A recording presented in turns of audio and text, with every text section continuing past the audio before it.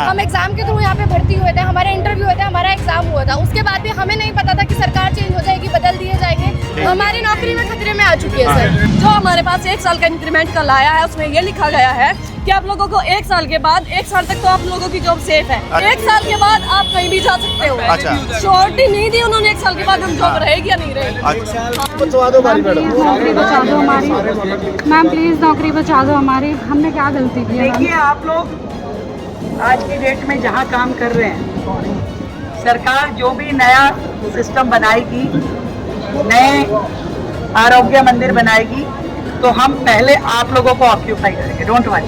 मुख्यमंत्री ने आश्वासन दिया, आश्वस्त हैं आप कि नौकरी नहीं जाएगी? सिर्फ कहने से हम नहीं मान सकते। अगर हमें कोई रिटर्न पेपर दिया होता तो हम इस बात पे पूरा विश्वास करते हैं कि हमारे लिए ये विश्वसनीय लेटर है। हाँ। तो ऐसे नहीं मान सकते हम।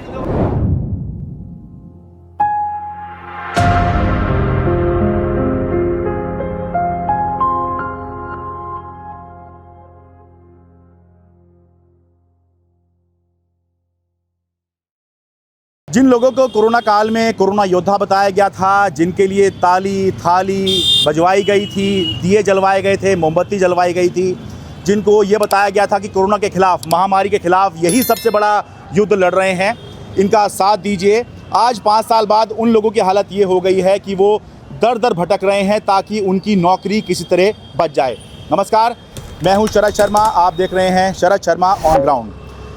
दिल्ली के मोहल्ला क्लिनिक के स्टाफ की करीब 2500 लोगों की, जिनमें डॉक्टर और पैरामेडिकल स्टाफ शामिल हैं, इन सब की नौकरी खतरे में है, क्योंकि जो दिल्ली में नई सरकार आई है, आम आदमी पार्टी के बाद बीजेपी सरकार आई है, उसका फोकस मोहल्ला क्लिनिक की जगह पर आयुष्मान आरोग्य मंदिर पर है। तो कुछ मोहल्ला क्लिनिक बंद किए जा रहे हैं, कुछ का नाम बदला जा रहा है। तो जो स्टाफ है मोहल्ला क्लिनिक का, उसके बारे में ये कहा गया है कि साल भर के लिए इनका कॉन्ट्रैक्ट एक्सटेंड किया जाएगा, और इस बीच अगर उससे पहले अगर नई रिक्रूटमेंट हो जाती है नेशनल हेल्थ मिशन के तहत, तो ये जो स्टाफ है, मौजूदा जो स्टाफ है, इनको हटा दिया जाएगा। तो मैं अभी हूँ शालीमार बाग में। ये दिल्ली की मुख्यमंत्री रेखा गुप्ता का यहाँ पर सरकारी निवास तो नहीं है, निजी निवास है। यहाँ पर जो मोहल्ला क्लिनिक का सारा स्टाफ है वो उनसे मिलने आया है। तो यहाँ पर इनकी मीटिंग चल रही है जी। सर मैं ही बोलना चाहूँगा मोहल्ला क्लिनिक के बारे में कुछ। हाँ, एक मिनट पहले ये दिखा दूँ। ये देखिए सारा स्टाफ है, ये यहाँ पर मीटिंग के बाद में, यानी कि मुख्यमंत्री से मीटिंग के बाद में अभी एड्रेस किया जा रहा है। हाँ जी, आप बताइए, पहले आप मोहल्ला क्लिनिक में काम करते हैं? जी सर, मैं मोहल्ला क्लिनिक में क्या काम करते हैं आप? सर मैं एनपीडब्ल्यू की पोस्ट पे हूँ। मेरे को लास्ट 6 ईयर। कब से? सर 2019 से। क्या नाम है आपका? दीपक कुमार मेरा नाम है सर। ठीक है, बताइए। 2019 में लगे हुए। देखिए कितने ज़्यादा ये परेशान हैं कि रुक ही नहीं पा रहे हैं, बस बोलने को तैयार हैं। 2019 से लगे हुए हैं सर, हमें 6 साल हो गए लगे हुए हैं। हमने रिटर्न में एग्जाम दिया है। हाँ। गवर्नमेंट के लिए अब हम इंटरव्यू लेके ले लेंगे। एक रिटर्न में एग्जाम देने के बाद आप एक सरकारी जॉब पे जा सकते हो। ये हमें एम्पेलेट करके भेजा गया था, हम यहाँ पे लगे। हाँ। लेकिन उसके बाद भी आप कह रहे हैं क्या आयुष्मान आरोग्य मंदिर करेंगे तो आपको हटा देंगे। हमें कोई अपनी जॉब की कोई श्योरिटी नहीं है, कोई कुछ भी नहीं है। कल भी निकाल देंगे। 6 सालों में हो गए लगते हुए यहाँ पर। हाँ। 6 साल काम करते हुए हो गए, लेकिन 6 साल में गवर्नमेंट की तरफ से कुछ भी ना करा गया ना कुछ गया। और इलेक्शन से पहले रेखा जी ने बोला था किसी को कुछ नहीं हटाएंगे, जो जैसा चल रहा है वो वैसा चलेगा। हाँ। लेकिन रेखा जी ने कुछ भी नहीं किया। वैसे प्रधानमंत्री मोदी जी ने कहा था कि जो भी कल्याणकारी योजनाएं चल रही हैं वो चलती रहेंगी। तो मोहल्ला क्लिनिक तो कल्याणकारी है। ये दिल्ली वालों को डरा रहे हैं कि बीजेपी आएगी तो ये बंद हो जाएगा, वो बंद हो जाएगा। लेकिन मैं दिल्ली वालों को विश्वास दिलाने आया हूं, भाजपा सरकार में दिल्ली में जनहित की कोई योजना बंद तो नहीं होगी, लेकिन उसमें जो बेईमानों का ठेका है ना, उनको बाहर निकाला जाएगा। मैम आप अपना नाम बताइए। मेरा नाम निधि डवास है, मैं एमसीए हूँ। हाँ, और मैं एक मिनट में बताऊँ। मोहल्ला क्लिनिक के अंदर एक डॉक्टर होते हैं, एक एमसी मतलब असिस्टेंट नर्सिंग स्टाफ होते हैं, एक फार्मासिस्ट और एक एमपीडब्ल्यू यानी मल्टीटास्क वर्कर। तो ये आप हैं, नर्स हैं आप? ठीक है, आप बताइए। मैं 2019 से वर्किंग हूँ सर। हाँ। और जब इलेक्शन हुए थे तो जब ये बोला गया था कि जो फैसिलिटी चल रही है उसको नहीं हटाया जाएगा। हाँ। और अब बोल रहे हैं कि मोहल्ला क्लिनिक को बंद करके आरोग्य मंदिर बनाए जाएंगे। मोहल्ला क्लिनिक का टोटल स्टाफ 2500 के लगभग है। हाँ। आप आरोग्य मंदिर बोल रहे हो कि 70 खोलेंगे या हर जोन में 1 खोलेंगे या 2-3 खोलेंगे, तो 2500 स्टाफ को आप वहाँ पे कैसे सेट करोगे? मेरे को ये समझ भी नहीं आ रहा। ये बोल रहे हैं कि जॉब से आप लोगों को हटाया भी नहीं जाएगा। हाँ। हटाया नहीं जाएगा तो उनको रखोगे क्या? ये भी बता दो हाँ। ना, आप रिटर्न में दे रहे हो कि हाँ हम आप लोगों को रखेंगे। जो हमारे पास 1 साल का इंक्रीमेंट का लाया है उसमें ये लिखा गया है कि आप लोगों को 1 साल के बाद, 1 साल तक तो आप लोगों की जॉब सेफ है। अच्छा। 1 साल के बाद आप लोग अगर नहीं, ये उसमें ये भी लिखा है 1 साल से पहले अगर नई रिक्रूटमेंट होगी तो आपका नौकरी खत्म। 1 साल के बाद आप कहीं भी जा सकते हो। अच्छा। श्योरिटी नहीं दी उन्होंने 1 साल के बाद हम जॉब रहेगी या नहीं रहेगी। अच्छा। 1 साल के अंदर भी आपको जो है हटा देंगे, जब भी आपका न्यू रिक्रूटमेंट अगर हो गई आपको हटा दिया जाएगा। हाँ। और साथ में जब से ही भर्ती हुई मोहल्ला क्लिनिक में तब से ही शोषण हुआ जा रहा है। ना तो हमें कोई लीव मिली, ना कोई संडे का, ना कोई मैटरनिटी लीव आपने एनसीए, हाँ। कोई भी चीज़ है परमानेंट, मतलब कुछ फैसिलिटी नहीं मिली हम लोगों को। और साथ में अब जो नया इनका आया आरोग्य मंदिर के लिए फाइनेंशियल 1, 2, 3 खोलेंगे। हाँ। और उसके साथ ही जब भी आपको नया रिक्रूटमेंट होगी उसी टाइम आपको हटा दिया जाएगा। तो ये एक चीज बता दूं, मोहल्ला क्लिनिक के अंदर इनको सैलरी नहीं मिलती।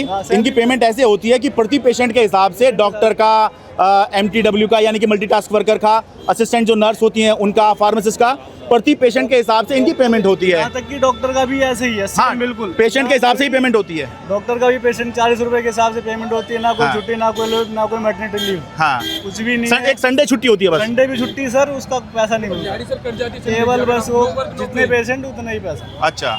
ये जो है शुरू से शोषण चलता हुआ आ रहा है। और आज जब ये इन्होंने मोहल्ला क्लिनिक के आरोग्य मंदिर बनाना शुरू किया, हाँ, तो इसमें भी स्टाफ को जो है लेंगे नहीं। और दूसरा नोटिफिकेशन तो निकाल ही दिया हम लोग। जहाँ तक मुझे याद है पिछली सरकार के समय आपका संघर्ष ये चल रहा था कि हमारा वेतन बढ़ाया जाए, और इस सरकार में संघर्ष ये चल रहा है, अरे नौकरी तो छोड़ दो, नौकरी छोड़ दो। अब ये आया कि नौकरी बचाने के लिए हम लोगों को रोड पे आना पड़ रहा है। हाँ। अब हम मुख्यमंत्री से मिल के आए हैं, लेकिन उन्होंने डिटेल में कुछ कहा नहीं, बस केवल ओरली आश्वासन बोल दिया कि ठीक है, उसके बारे में बताएंगे।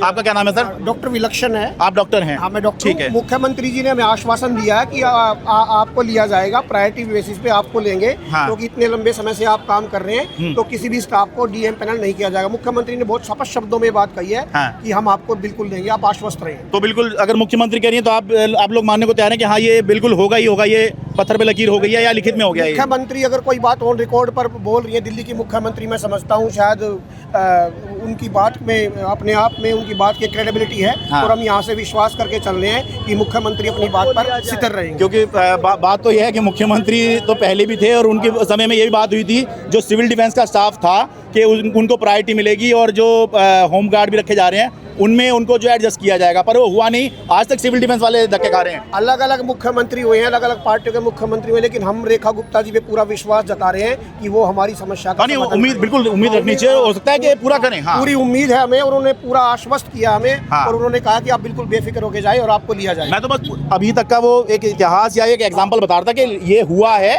तो उसमें पूरा बात अभी तक पूरी नहीं हुई। इतिहास में बहुत सारी गलतियां होती हैं, जरूरी नहीं वो हर बार वो गलतियां दोहराई जाए। इस बार मुख्यमंत्री जी ने हमें आश्वस्त किया है हाँ। कि आपको लिया जाएगा। ठीक है। आपका क्या नाम भाई? लोकेश मीणा। आप क्या करते हैं? मैं मोहल्ला क्लिनिक में हूँ। मोहल्ला क्लिनिक में क्या है? MTW multitask. ठीक है। तो मुख्यमंत्री ने आश्वासन दिया, आश्वस्त हैं आप कि नौकरी नहीं जाएगी? सिर्फ कहने से हम नहीं मान सकते। अगर हमें कोई रिटर्न पेपर दिया होता तो हम इस बात पे पूरा विश्वास करते कि हमारे लिए ये विश्वसनीय लेटर है। हाँ। पर ऐसे नहीं मान सकते हम। कहने से कैसे मान ले? ऐसे तो बहुत सारे नेता बहुत सारे घोषणा करते थे, पूरी थोड़ी जाती पूरी बातें। अगर कोई देती, अगर हमें बुलाए कोई लेटर, सचिवालय मीटिंग करे, हाँ। तो माने कि हमें पक्का आश्वासन मिला है लेटर के थ्रू। अच्छा, लिखित में आपको आए तब बात है? हाँ, हम तो लिखित में मानेंगे, ऐसे नहीं मान सकते। ठीक है। अगर ऑफिशियल लेटर जारी होता है तो उसको तभी मान्य करते हैं जब लेटर लिखित में होता है। हाँ, कि वो इसलिए भी ये संभव है ये कह रहे हो क्योंकि लिखित में ही ये बात जारी हुई है कि भाई 1 साल के लिए इनको एक्सटेंड कर दिया जाए और 1 साल से आगे नहीं बढ़ाया गए, और इस दौरान अगर नया स्टाफ आ जाता है, जो रिक्रूट हो जाता है, तो आरोग्य मंदिर का नया स्टाफ इनका NHM के थ्रू आयुष्मान आरोग्य मंदिर बनाएंगे। हाँ। उसमें नया रिक्रूटमेंट करने का ये जो दिल्ली सरकार ने फैसला लिया है, हाँ। उस फैसले के विरोध में हम सब लोग यहाँ पे मोहल्ला क्लिनिक का स्टाफ है। हाँ। हम लोग सभी पिछले 6-7 सालों से दिल्ली में मोहल्ला क्लिनिक चल रहे हैं, आप लोग सब जानते हो। हाँ। हम सब डॉक्टर, फार्मासिस्ट, MCA और MTW ठीक है। सब लोग वहाँ पे कार्यरत है। हाँ। और पूरे निष्ठा और ईमानदारी से पिछले 6 साल से हम लगे हुए हैं। कोरोना में हमने ड्यूटी दी सबने। हाँ। अब एक्सटेंशन के टाइम पे दिल्ली सरकार का एक ऑर्डर आता है, उसमें ये लिखा हुआ आता है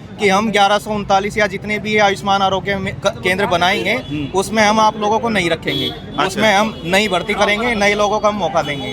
अब दिल्ली सरकार ये बताइए कि कॉन्ट्रेक्चुअल लोगों को हटा के आप कॉन्ट्रेक्चुअल लोगों का अपॉइंटमेंट कर रहे हो, ये फेयर है कि अनफेयर है? एक चीज बता दूं, ये कोई अगर मोहल्ला क्लिनिक में इनकी रिक्रूटमेंट हुई थी तो ये आम आदमी पार्टी के कार्यकर्ता नहीं है, बाकायदा इनका टेस्ट होकर सेंट्रलाइज टेस्ट हुआ था तब इनको रखा गया था, ठीक कह रहा हूँ।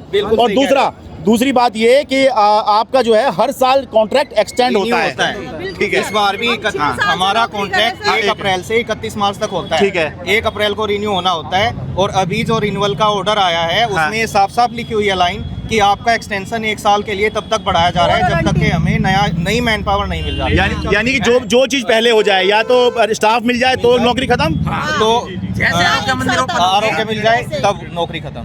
तो हम ये चाहते हैं कि दिल्ली सरकार हमारी व्यवस्था करे, अगर उनको आरोग्य मंदिर बनाना है तो हमारे सभी स्टाफ को, जो पुराने लोग हैं उनको मौका दे, उनको वहाँ पे ट्रांसफर करें। पर अभी आप लोग वहाँ पे मुख्यमंत्री के पास गए थे, उन्होंने कहा है कि हटाया नहीं जाएगा, ऐसे बता रहे हैं। कथनी है, करनी कुछ भी नहीं है। कथनी में तो पंकज सिंह जी ने भी कहा था कि आप लोगों को चिंता करने की जरूरत नहीं है। दिल्ली के स्वास्थ्य मंत्री, एक मिनट इन्हें बोले था, पंकज सिंह जी ने कहा था कि आप बिल्कुल मत डरिए और आपका जो है रिक्रूटमेंट बिल्कुल किया जाएगा। उसी दिन शाम को न्यूज़पेपर में आ गया कि नई मैन पावर रखेंगे, डीएम के थ्रू रखी जाएगी और आप सबको डीएम पैनल कर दिया जाएगा। जब भी हम मिलते हैं उसके शाम को कुछ और ये नया निकाल देते हैं।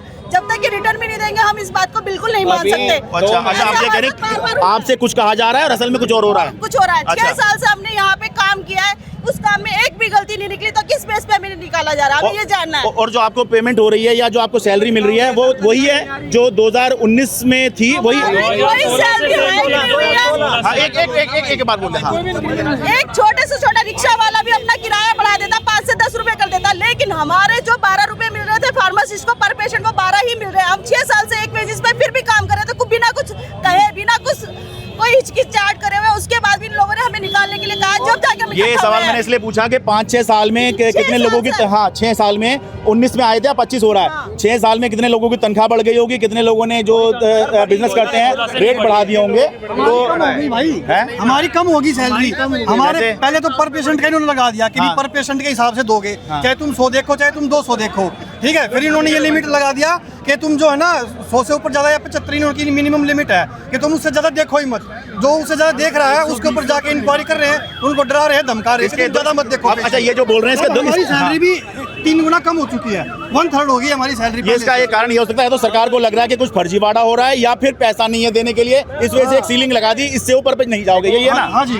ये जो हम आपके सामने आज आए हैं इस डिमांड के लिए, जो हमारी पिछली सरकार थी, आम आदमी पार्टी की सरकार थी पिछले, हम तभी से संघर्षरत है। हमारी फाइल इंक्रीमेंट की जो भूतपूर्व स्वास्थ्य मंत्री थे, ये लोग आम आदमी पार्टी के समय में भी ऐसे संघर्ष कर रहे थे सैलरी बढ़वाने के लिए, वही मैंने कहा ना। और अब नौकरी बचाने के लिए संघर्ष। उन्होंने हमारी इंक्रीमेंट की फाइल लगाई, फिर इलेक्शन अनाउंस हो गया और वो फाइल अब सचिवालय में हो गया, उसका जो भी होना था, ठीक है। हाँ, आप उस पर इन्होंने कोई कार्रवाई नहीं करी, ठीक है। हाँ, मैं संदीप MTW सेक्टर 24 हरियाणा से हूँ जी। 2019 में हमने ज्वाइन किया था, उसके बाद MTW की पोस्ट मिली। हमारे यहाँ सफाई का कोई काम नहीं था, हमने तब भी मोहल्ला क्लिनिक को बचाने के लिए झाड़ू मारा, पोछा मारा, अपनी ड्रेसिंग भी करी, सारा काम कराया। उसके बाद भी हमने मोहल्ले क्लिनिक बचाने के लिए बहुत कुछ कराया, लेकिन अब हमारे को हटाया जा रहा है। 10,000 सैलरी हमारे को मिलती है, मैं अपनी फैमिली को लेके दिल्ली आ गया। अगर पैसे 10,000 से भी हटा दिया जाएगा, मेरा परिवार कहाँ जाएगा? मैं अपने परिवार का पेट कैसे पालूंगा? यही बात, ये इसलिए हम आए। एक मिनट आ गया, हाँ 1 मिनट आ गया जी। हाँ, आपका क्या नाम भाई? मेरा नाम सौरभ है, MTW हूँ, रिशाल गार्डन मोहल्ला क्लिनिक में 2019 से काम कर रहा हूँ। हाँ। हमारे यही मांग है कि हम काफ़ी टाइम से 6 साल से लगे हुए हैं, आप हमें ऐसे नहीं निकाल सकते। हाँ। आप कुछ तो सॉल्यूशन निकालिए कि हमें जो आप आरोग्य मंदिर चला रहे हैं उसमें हमें कन्वर्ट कर दीजिए। हाँ। हमारी सैलरी थी पर पेशेंट के हिसाब से। हाँ। हमारी पहले मतलब हम देखते थे, हमारे पास लिमिट थी कि हम इतने पेशेंट देख सकते थे, अब वो भी कम कर दी गई है। अब हम 75 या 120 तक देख सकते हैं, उससे ऊपर नहीं देख सकते हैं। हाँ। तो हमारी सैलरी पहले जो बनती थी उससे भी आधी हो गई है और 6 साल से हमारी कोई इंक्रीमेंट नहीं हुआ है। हमारे पास कुछ भी मतलब कुछ भी है, सैलरी का भी हमारा कोई वो नहीं है बिल्कुल भी। ठीक है। हाँ हाँ मैम, अपना नाम बताइए मैम, आप नर्स हैं?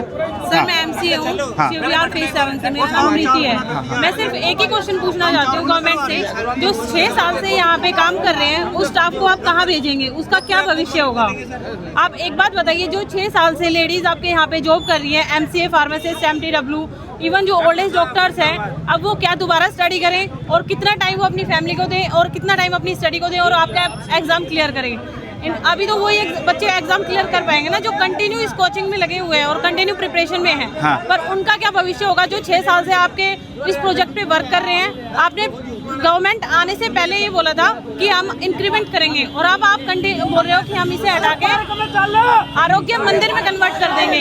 आरोग्य मंदिर में आप कन्वर्ट कीजिए, बट अपने स्टाफ को तो मत हटाइए। आप जड़ों को हटा के कोई नया पेड़ नहीं लगा सकते। आप जड़ों के साथ नए पौधे लगा सकते हो, पर जड़ों को हटा के कोई नया पेड़ नहीं लगा सकते। ये बात आपने बड़ी। मैं लास्ट ईयर ही आई हूँ, मैं स्टडी करके और कहीं जा सकती हूँ, पर उन लोगों का क्या जो यहाँ से जुड़े हुए हैं, जिनकी अर्निंग हैंड यही है, उन लोगों का क्या होगा? गवर्नमेंट से मैं रेखा गुप्ता जी से ये पूछना चाहती हूँ। लेकिन उन्होंने आश्वासन दिया कि हटाया नहीं जाएगा, आपको यकीन नहीं हो रहा है क्या? मुझे अभी बिल्कुल यकीन नहीं हो रहा है जब तक हमें लिखित में नहीं दिया जाता। ऐसे आश्वासन हमें पहले भी बहुत मिल चुके हैं।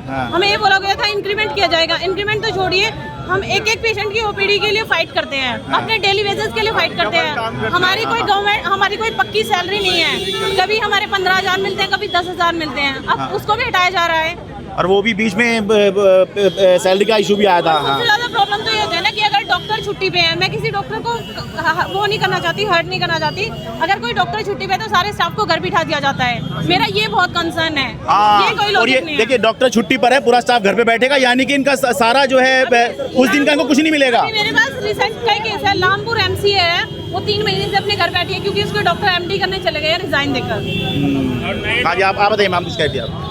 सर, सबसे बड़ी बात तो ये है कि जो सरकार होती है वो खुद बोलती है कि हर जगह प्राइवेट कंपनीज को बोलती है कि आप मिनिमम वेज लागू करो, एम्प्लॉयज़ को फैसिलिटी दो, कि आप मेडिकल लीव दो, ये सब चीज़ें, पर हमें यहाँ पे कुछ भी नहीं मिलता है। हाँ। ये बीजेपी ने बोला था कि हम आकर के सब और सही करेंगे, उल्टा हमको ज्वाइन करेंगे, एक फिक्स सैलरी देंगे। अभी आपकी सैलरी फिक्स नहीं है, लेकिन उल्टा सर ये हमें एक रोजी रोटी देने के बजाय मतलब हमारे पेट पे लात मार रहे हैं। आप ये समझ सकते हैं हम कितना जाकर, अभी हमारी 2 महीने की सैलरी भी रोक करके रखी है ताकि हम ये प्रोटेस्ट ना करें। 2 महीने की मतलब अब कब की नहीं मिली आपकी? हमें इलेक्शन के बाद से लास्ट 2 महीने हो गए, हमें कोई सैलरी नहीं। मतलब फरवरी मार्च की? हाँ, फरवरी मार्च से सैलरी नहीं मिली। अप्रैल से तो नया कॉन्ट्रैक्ट होगा। हाँ सर, कॉन्ट्रैक्ट भी अभी रिन्यू नहीं होता, लेकिन हमारी सैलरी रोक करके रखी है। और कुछ तो यहाँ पे प्रोटेस्ट करने इसलिए भी नहीं आए, उनको लगता है कि ये सैलरी भी ना रोक ले हम लोग। देखिए, सोच के देखिए, आपकी 1 महीने की सैलरी ना आए तो आपका घर कैसे चलेगा? किसको ईएमआई देनी है, किसको घर चलाना है? इनकी 2 महीने की रोक के रखी है। इससे पहले भी इनकी सैलरी रुकने का इशू हो चुका है कहीं कहीं जगह पर। हम लोगों को तो ईएमआई बनवाने में भी डर लगता है क्योंकि हमें पता ही नहीं हमारी महीने की तनख्वाह कितनी आएगी। अगर आप छुट्टी कर लीजिए, अगर आप बीमार होते हैं तो आपकी तनख्वाह नहीं आएगी, आपकी संडे के पैसे आपको नहीं मिलेंगे। आप जिस दिन आएंगे आपको उस दिन की सैलरी मिलेगी। डॉक्टर की कोई गलती हो गई या किसी रीजन से वो नहीं आ पाया, तब आपकी कोई सैलरी नहीं आएगी। कोई आपको त्योहार के दिन छुट्टी नहीं मिलेगी। लोगों को त्योहार पे बोनस मिलता है, सर हमारे पैसे काट लिए जाते हैं। तो हम ईएमआई भी नहीं बनवाने से डरते हैं कि हमें पता ही नहीं हमारे महीने की तनख्वाह कितनी आएगी, तो हम बच्चों की फीस ईएमआई हम कैसे करवाएं? मतलब पहले इतना संघर्ष है, अब नया संघर्ष है कि नौकरी रहेगी नहीं रहेगी। सर, जब हम लगे थे, हमारा एग्जाम लिया गया था प्रॉपर। हम एग्जाम के थ्रू यहाँ पे भर्ती हुए थे, हमारे इंटरव्यू हुए थे, हमारा एग्जाम हुआ था। उसके बाद भी हमें नहीं पता था कि सरकार चेंज हो जाएगी, बदल दिए जाएंगे। 6 साल से हमने कोविड में भी नौकरी करी है। सर, हम कोविड में जब सारे लोग घर बैठे थे, वर्क फ्रॉम होम कर रहे थे, तब हमने फ्रंटलाइन में जाके काम करे। हमारे भी परिवार है, हमारे भी घर वाले हैं। रिस्क में रख के काम करने के बाद सर हमें क्या मिला? हमारी नौकरी में खतरे में आ चुकी है सर। आपका नाम क्या हुआ सर? जितेंद्र कुमार। जितेंद्र कुमार, ठीक है। आप लोग मिलके आए हैं मुख्यमंत्री से, उन्होंने आश्वासन दिया है कि नौकरी नहीं जाएगी? जी हाँ, उन्होंने बोला है कि किसी की भी नौकरी नहीं जाएगी। आज की डेट में जहाँ काम कर रहे हैं, सरकार जो भी नया सिस्टम बनाएगी, नए आरोग्य मंदिर बनाएगी, तो हम पहले आप लोगों को ऑक्यूपाई करेंगे, डोंट वरी। और जल्द से जल्द हमारी सचिवालय में मीटिंग होने वाली है। तो उसमें हम रिटर्न में सब कुछ लेंगे, क्योंकि जब रिटर्न में मिलेगा तभी तो लोगों को भी विश्वास होगा। ठीक है ना? हाँ, क्योंकि अभी मैं सबसे बात कर रहा हूँ, किसी को ये यकीन नहीं हो रहा है कि जो उन्होंने कहा है वो हो ही जाएगा। नहीं, मेरे को पूरा यकीन है कि बिल्कुल वो होगा, क्योंकि हमने पहले भी एक एप्लीकेशन दे रखी है जिसके अंदर हमने सारे मुद्दों को बड़ी ही विस्तार पूर्वक बता रखा है। जैसे कि हमारे को जब डॉक्टर नहीं होता तो उस समय सबकी सैलरी काट दी जाती है। कोई त्योहार का बोनस नहीं है, किसी भी तरह की कोई सुविधा नहीं है। जो एम्प्लॉय बेनिफिट्स होते हैं, हर साल इंक्रीमेंट होता है, वो कुछ भी नहीं मिलता हमको। आई कार्ड तक आज तक आम आदमी मोहल्ला क्लिनिक में नहीं बना है। ये सारे इश्यूज हमने बहुत पहले रेस करे थे, उसकी मिनट्स ऑफ मीटिंग भी मिली थी, 2 ऑर्डर भी इशू हुए। दर्शकों की समझ के लिए मुझे एक चीज बताइए, अभी तो आपका टेस्ट हुआ था बाकायदा, ठीक है, उसके बाद आप यहाँ पे एम्पैनलमेंट हुए, ठीक है, और अब यहाँ काम कर रहे हैं। ये जो नई व्यवस्था है जिसके तहत आप लोगों की नौकरी खत्म करने की बात है और नए लोगों को लाने की बात है NHM के तहत, नेशनल हेल्थ मिशन, तो उसमें व्यवस्था किस तरह से लागू होगी? उसमें उन्होंने ये बताया कि सबसे पहले जो ये मोहल्ला क्लिनिक के एम्प्लॉय हैं, इनको एब्जॉर्ब करा जाएगा विदाउट टेस्ट।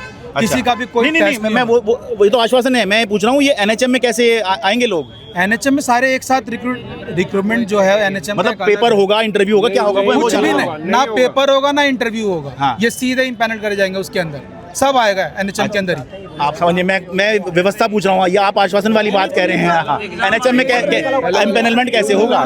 उन्होंने यही बोला है, हम नहीं, देखिए वैकेंसी, क्योंकि अभी मोहल्ला क्लिनिक की संख्या 550 के आसपास है, 1100 कुछ मोहल्ला क्लिनिक ये आरोग्य मंदिर बनाने हैं, यानी कि संख्या बढ़ेगी, यानी कि नए लोग तो चाहिए ही, तो वो आएंगे कैसे? मैं ये पूछ रहा हूं। जो नए लोग हैं उनके टेस्ट होने हैं, उनके एग्जामिनेशन होने हैं, हमारे नहीं होने। अच्छा, हमारे नहीं होने, ये आश्वासन है, हाँ, ठीक है। किसी के नहीं होने। इन्होंने अपने माइनस ऑफ मीटिंग में लिखा है कि जो नई वैकेंसी होगी वो डीएम के ऑब्जर्वेशन में सीडीएमओस कराएंगी। अभी क्लियर नहीं किया है कि वो इंटरव्यू लेंगे या पेपर लेंगे। इसका मतलब अभी सेंट्रलाइज तरीके से आपकी नियुक्ति होती है? सर अभी तो हम लोगों की तो एग्जाम लेके हुई है। हाँ। सर एनएचएम का तो इतना क्लियर नहीं है कि ये लोग इंटरव्यू लेंगे या कुछ भी करेंगे। इन्होंने बोला कि ये पॉलिसी बनाई अच्छा, है। क्योंकि मैं आप लोगों से इसलिए पूछा था कि मुझे नहीं पता है कि ये वाली भर्ती कैसे होनी है। हाँ सर, ये हमको नहीं बताया, बस हाँ। इन्होंने बोला सीडीएमओ या डीएम जो है वो कराएंगे। अच्छा, वो अपने लेवल पे करेंगे। हाँ, अभी न्यू का इन्होंने बोला पॉलिसी बनेगी कि न्यू रिक्रूटमेंट किस तरीके से ठीक है। हाँ, कुछ कह रहे हैं आप? मैं ये कह रहा हूँ कि भाई सबको दिक्कत ये थी कि टेस्ट लिया जाएगा। हाँ। उन्होंने साफ मना कर दिया, किसी का कोई टेस्ट नहीं होगा, आपको एब्जॉर्ब करा जाएगा पूरी तरह से। नहीं, मुझे लगता है दिक्कत तो ये थी, नौकरी जाने की दिक्कत थी। टेस्ट वैसे कौन घबरा रहा है? नहीं, टेस्ट भी एक है। देखिए, गारंटी नहीं है, आश्वासन दिया गया। हम तो ये चाहते हैं हमें लिखित में मिले तो हम उसको प्रूफ मानेंगे। हाँ, बात ये है सारी। ठीक है। हाँ, आप एक बार वहाँ चलोगे मैडम के ऑफिस पे, वो जैसे निकलेंगी तो एक बार आप ही पूछ लेना उनसे कि भाई ये आए थे, आपने इनको क्या बोला? पहले आप लोग की तो बात सुन लें। पहले आप सब बता दीजिए। वो उन्होंने आपसे कर लिया, आप लोगों ने रिकॉर्ड भी किया होगा, वो तो हम चला देंगे उसके बाद। हाँ जी, आप। सर ये एनएचएम में एमटीडब्ल्यू की तो पोस्ट ही नहीं होती कोई, तो हमारे को कहाँ पे रखा जाएगा? उसके बाद कॉन्ट्रैक्ट पे साइन ये कह के करवा रहे हैं कि जब भी हमारे को जरूरत नहीं होगी आपको हटा दिया जाएगा। तो हमारे से लिखित में जब हटाने की बात ली जा रही है तो खुद से लिखित में ये क्यों नहीं कह रहे कि आपकी नौकरी सुरक्षित रहेगी? वही कह रहे हैं। हाँ जी मैम, बताइए, बड़े बड़े धूप में परेशान हो रहे हैं आप? मतलब कब ज्वाइनिंग करी थी आपने? आप नर्स हैं मोहल्ला क्लिनिक में? मैंने 2020 में ज्वाइनिंग करी थी। अच्छा। हाँ जी, मैं एमसीए की पोस्ट पे हूँ, नर्सिंग स्टाफ की। ठीक है। बस हमें हमारी नौकरी चाहिए। इतने 5 साल हमने अपने खराब कर दिए। अभी मेरी 1 साल की बेटी है, इन लोगों ने उसकी भी छुट्टी नहीं दी। मेरा सिजेरियन हुआ था तब भी छुट्टी नहीं दी। बुलाया, 1 महीने में ज्वाइन करा, बल्कि मेरा बेबी प्री टर्म था, और अब ये कह रहे हैं कि हमें निकाल देंगे। ऐसा नहीं होता। नहीं होता ये, ऐसी आप भी बता रही थी ऐसी प्रॉब्लम आपके साथ? 1 महीने के अंदर बेबी हुई थी, सिर्फ 1 महीने के अंदर ज्वाइन करा दिया। मतलब हमारा मिल्क आने के बाद भी हम अपने बच्चों को फीड नहीं करा पाए हैं। सोचिए, सबसे मतलब एक ह्यूमन जो होता है उसके लिए भी सबसे ज़्यादा ज़रूरी होता है कि आप बच्चे को फीड करा पाए। पर इन्होंने बोला कि आप 1 महीने से ज़्यादा छुट्टी लोगे तो आपको नौकरी से निकाल देंगे, और जिन्होंने 1 महीने से ज़्यादा छुट्टी लिया था उनको निकाल भी दिया। इन्होंने डीएम पैनल कर दिया था। 6 महीने की छुट्टियाँ हुआ करती हैं। नौकरी बचाने के लिए हम लोगों ने, अपनी नौकरी बचाने के लिए हम लोगों ने यहाँ पे 1 महीने में ज्वाइन किया, और आज ये बीजेपी आकर के, मतलब बीजेपी गवर्नमेंट ने बोला था कि हम आपको परमानेंट करें। हमें लगा कुछ अच्छा होगा, और आज हमको उसी नौकरी से निकाल रहे हैं जिसके लिए हमने इतना सेक्रीफाइस किया है अपनी जिंदगी में। मतलब ये भी है कि अब आप जो है सैलरी वैली की बात नहीं सोच रहे हैं, बढ़ाने की बात नहीं, आप तो सोच रहे हैं बस नौकरी छोड़ दो। नौकरी बच जाए वही मुश्किल हो रहा है अभी तो। अगर मान लीजिए कोई प्रेग्नेंट लेडी अपने उसको बच्चे को हैं? सर हमें 6 साल हो गए हैं यहाँ काम करते करते, तो हमें बिल्कुल मिनिमम, बल्कि मिनिमम से भी मिनिमम पे ला दिया गया है। अच्छा। लोगों का इंक्रीमेंट होता है, हमारा डिक्रीमेंट हुआ है सर। अब मैं बताऊँ आपको, मैंने भी कंपनी में काम किया है। होता क्या है कि जैसे ही हम इंक्रीमेंट की सोचते हैं ना, नया साल आता है, इंक्रीमेंट के सोचते हैं, तो तभी ये शुरू हो जाया करता था। मैं मीडिया की बात बता रहा हूँ कि अरे भाई खर्चे बहुत ज़्यादा हो रहे हैं और जो है कमाई हो नहीं रही है, तो भाई ये तो क्या कहते हैं उसको, जो नौकरी से निकालने हैं छटनी होगी, तो उसमें हम ये सोचने लगते हैं सैलरी छोड़ो, नौकरी बच जाए। तो वही वाली आप लोग की हालत हो गई है। सर किसी भी प्राइवेट इंस्टीट्यूट में जाते हैं थोड़ी तो ग्रोथ देखने को मिलती है, यहाँ तो हम स्टैग्नेंट हो गए ना। यहाँ का एक्सपीरियंस कहीं काम आएगा सर? अगर हम गवर्नमेंट एग्जाम कोई आगे देने जाते हैं 6 साल में, अगर जिसकी एज लिमिट पार हो गई है वो क्या करेगा सर? क्या करेगा? हाँ, आप कुछ कह रहे भाई? सर वही तो, एज निकल जाएगा तो कैसे हम क्या करेंगे? दोबारा हम पेपर देने का वो भी नहीं कर सकते, क्योंकि उसमें क्राइटेरिया डाल देगा कि भाई इतने एज वाले ही इसमें एलिजिबल होंगे, बाकी कोई एलिजिबल नहीं होगा। यहाँ पे हमारा क्या है, कोई ना तो कोई सैलरी स्लिप है, ना कोई आइडेंटिटी कार्ड है। हम कहीं पे जाएंगे भी तो हमारे पास आई कार्ड भी नहीं है, ना हमारी सैलरी स्लिप है। सैलरी स्लिप नहीं है तो कोई लोन वगैरह भी लेने जाते हैं, कुछ नहीं मिलता हमारे। मतलब मतलब ये प्रूव ही नहीं कर पाते आपके कहीं काम करते हैं? काम करते हैं, हमारे पास कोई भी प्रूफ नहीं है यहाँ पे हम काम करते हैं। वैसे हम काम करते हैं। सर कोविड के टाइम पे ना, कोविड के टाइम पे जो बस वाले थे वो हमको रोकते नहीं थे, कहते थे कि आपका आई कार्ड दिखाओ कि आप काम करते हैं। हमारे पास आई कार्ड था ही नहीं, हम क्या दिखाते, हम इतनी दूर लिफ्ट लेकर के हम मतलब कोविड के टाइम कोविड के टाइम तो पैदल गए। कोविड के टाइम तो ये भी होता था, आप लोगों से कुछ लोग दूर भागते थे। हाँ सर, आपको पता है सर, हम हाँ कि भैया कहीं आपसे उनको ना लग जाए, जबकि आप तो सेवा कर रहे थे। हम 3-3, 4-4 किलोमीटर पैदल चल के तब क्लिनिक गए थे, क्योंकि हमको उस टाइम बोला था कि आप नहीं आओगे तो आपको नौकरी से निकाल देंगे। पर फिर भी हम अपनी तरफ से भी गए थे कि चलो ठीक है, हम सेवा नहीं करेंगे तो कौन करेगा। हाँ। सर बहुत कोविड के टाइम में इतना दिक्कत उठा के हम लोगों ने नौकरी किया है कि ट्रांसपोर्ट नहीं है, कुछ भी नहीं है, चलो ठीक है, फिर भी बोला है निकाल देंगे, फिर भी नौकरी करते हैं सर। ना आई कार्ड दे देते तो एटलीस्ट हम आई कार्ड दिखा के बस में जा तो सकते थे सर। आई कार्ड कैसे करोगे? वैसे हम खत्म करता हूँ, आप बताइए मैम। क्या बताएं, अब 6 साल का हमने यहाँ पे इतना टाइम वेस्ट किया, 6 साल के बाद हमें लोग निकाल देंगे, हम लोग कहाँ जाएंगे? अच्छा 1 मिनट में बता दूं, 6 साल का मतलब ये है, जैसे मान लीजिए अगर क्राइटेरिया निकला कि 30 इयर्स तक के लोग अप्लाई कर सकते हैं, ये 25 साल के उस समय रही हो और आज 6 साल और बढ़ के 31 की हो गई तो अप्लाई नहीं कर पाएंगी। और फिर टाइम अगर हर सही बार ये सही बोला ना मैंने? बिल्कुल। और अगर हर बार ये अगली सरकार आएगी फिर वो उनको निकाल लेगी, अगली सरकार आएगी ये निकालेगी। इसका कोई वो सॉल्यूशन तो है नहीं कि हर बार एग्जाम दो और उसमें जाओ और अगली सरकार आए वो निकाल के। और ये सिफारिश से थोड़ी रखेंगे, कार्यकर्ता थोड़ी है, टेस्ट देकर आए हैं, पेपर देकर आए हैं। सबसे बड़ी बात ये है कि डॉक्टर्स तो चलो जैसे भी है, लेकिन जो स्टाफ है वो सारा एग्जाम दे के आया है, बाकायदा सरकार के जो नॉर्म्स है उनको फॉलो करके आया है। और उस पे आप ये कह देते हो कि भाई ठीक है जी, आपने 6 साल काम कर लिया, आप घर बैठो। मतलब फिर सर लोगों का एग्जाम पे से ही भरोसा उठ जाएगा कि अब हम एग्जाम दे के भी फिक्स नहीं है तो फिर हम क्या करें? और ये केवल एग्जाम नहीं, ये तो पूरी व्यवस्था से सवाल, सवाल है। हाँ कि भैया व्यवस्था में ही तो आए हो, और क्या व्यवस्था? ये थोड़ी किसने सिफारिश कर दी आपकी? सरकार अलग थी, लेकिन टर्म्स एंड कंडीशंस और नॉर्म्स, सरकार तो वही है, पार्टी अलग थी उसमें। हाँ पार्टी अलग थी, तो कहने वाला नॉर्म्स और वैल्यूज और जो भी एग्जाम सारे तो वही रखे गए थे, एग्जाम के थ्रू आए थे, एग्जाम दिया था, मतलब डॉक्यूमेंट वेरिफिकेशन हुआ, सब कुछ हुआ था। उसके बाद और 6 साल जॉब करी, कोरोना में जॉब करी, जब कोई घर से बाहर नहीं निकला था, उस टाइम पे हमने अपने मोहल्ला क्लिनिक खोले और ओपीडी चलाई, जबकि हॉस्पिटल्स में भी ओपीडी नहीं चल रही थी, फिर भी हमने ओपीडी चलाई। और उसके बाद हमें 6 साल बाद पता चल रहा है कि ठीक है आपको निकाल देंगे। जबकि जब ये बीजेपी सरकार आई थी तो इन्होंने भी ये बोला था, हमारे अमित शाह जो होम मिनिस्टर है उन्होंने भी ये बोला था कि जैसे जो पॉलिसीज है वो वैसे के वैसे ही रहेंगी। प्रधानमंत्री जी ने बोला था कि वही कल्याणकारी योजना चलती रहेंगी, मोहल्ला क्लिनिक और ये सब तो कल्याणकारी, कुछ भी बंद नहीं होगा। और अब ये कह रहे हैं कि आपको हटा दे, यहाँ तक कि हमारा क्लोज आया जिसपे हमें साइन करना है, उसमें भी ये लिखा है कि आपको 1 साल तक जॉब करनी है, उसके बाद आपको निकाल दिया जाएगा। और अरे पहले भी निकाल दिया जा सकता है। और ये भी बोला है कि अगर पहले आयुष्मान खुल गए तो उससे पहले भी निकाला जा सकता है। तो हमें सिक्योरिटी कैसे मिलेगी? मतलब अगर 2 महीने बाद भी खुल गया, हमें तो 2 महीने बाद भी निकाल देंगे हैं। वो तो रिक्रूटमेंट जब हो जाएगी तब ये निकाल देंगे। और क्या? और इंटरव्यू के थ्रू होगी तो उसमें क्या, उसमें तो पैसे, हम तो एग्जाम के थ्रू आए थे तो पैसा नहीं चला, अब इंटरव्यू होंगे उसमें पैसा चलेगा, अपने लोग सब लगा लेंगे, है ना? ऐसे में करप्शन होने का चांस सबसे ज्यादा है। और NRHM में जो है ना ड्रेसर की पोस्ट ही नहीं है, तो हम जाएंगे किधर? हाँ, ड्रेसर और MTW की पोस्ट ही नहीं है, तो हम आएंगे कैसे? अगर ये हमको उसमें एब्जॉर्ब करेंगे, किस कैटेगरी में डालेंगे? हमें किस कैटेगरी में डालेंगे? ये बात भी ठीक कह रही है। ये तो हमें हम तो कैटेगरी से भाग ही गई थी, बाय डिफॉल्ट ही भागोगे ना हम तो, क्योंकि हम तो उस कैटेगरी के अंदर हिट करते ही नहीं है। उसमें ANM है, फार्मासिस्ट है, LT है, डॉक्टर है, ड्रेसर तो कहीं पे है ही नहीं। मल्टीटास्क वगैरह का क्या हुआ? उसको तो कहीं किसी कैटेगरी में रखा ही नहीं गया है। ठीक है। जो मोहल्ला क्लिनिक खोलने का इनका मेन पर्पस था वो ये था कि हॉस्पिटल में जो अननेसेसरी छोटी छोटी बीमारियों की भीड़ है उसको डाइवर्ट किया जाए, मोहल्ला क्लिनिक खोले गए। ये बहुत ही अच्छा प्रोडक्ट था और बहुत सही चल रहा था। हमारे यहाँ जो पेशेंट आते हैं वो कहते हैं हम हॉस्पिटल की भीड़ से बच गए हैं, वहाँ जाना बंद कर दिया, हम आपके यहाँ ही आते हैं, हमें सब चीज़ मिल जाती है जो हमें हॉस्पिटल में मिलती थी। पूरा दिन लग जाता था, वो हमें हमारा काम आधे घंटे पौने घंटे में हो जाता है। तो इसमें क्या खराबी है कि आप इसे बंद करके आप एक बात बताइए, आपने एक सरकार ने जनता का टैक्स लेके, ये टैक्स के पैसे से ही तो हो रहा है, जनता का टैक्स लेके 500 मोहल्ला क्लिनिक खड़े किए।